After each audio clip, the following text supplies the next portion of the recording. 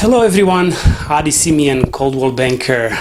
This morning I want to talk to you about 1031 exchange, but reverse 1031 exchange. I talked to you about a few episodes ago about 1031 exchanges and how they work.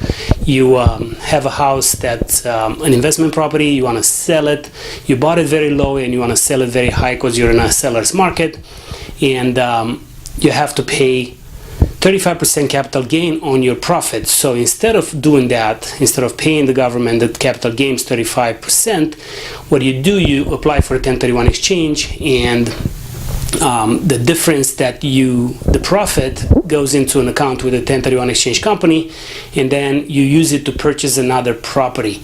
The problem is we're in a seller's market, and buyers are having a hard time finding a replacement property. The government only gives you 45 days to find a new property, and you end up paying more for the new property because you have to put it in escrow in 45 days, and you have no other choice but paying more to get in, or pay the 35% tax to the government.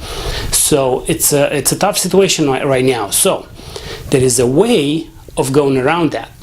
These are the good news. It's called reverse 1031 exchange. So it works the same way, but you first buy a new property. So you take your time and search for a new property properly, because when you're in a rush, you're not going to get the correct one. So now you can do it the other way around, reversing the process. So you first look for a property, you're locating it, you negotiated it, and then you put it in escrow.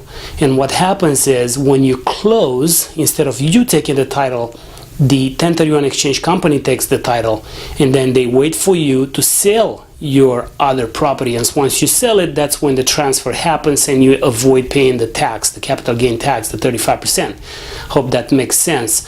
Again, before, you used to sell the property first, put the money in escrow, and then have 45 days to find the replacement property to avoid the capital gain tax.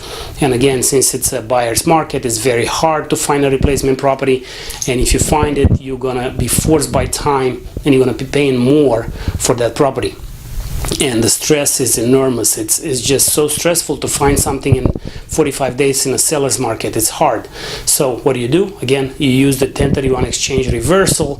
You buy the property first, you allow the 1031 exchange company to take title of the property, and then once you sell the investment property, the transfer happens, and you pay the transfer 1031 exchange company, you pay them a fee, which is a lot more than a normal 1031 exchange. You pay like $500 to $1,000. When it's a reversal, you have to pay about $5,000, because they do take title and then they transfer title, so it's a little more work for them. So instead of ending up paying $20,000, $30,000, $40,000 more to buy a property in a forced rush situation, you only pay now $5,000 more, and you take your time and you find the correct property first.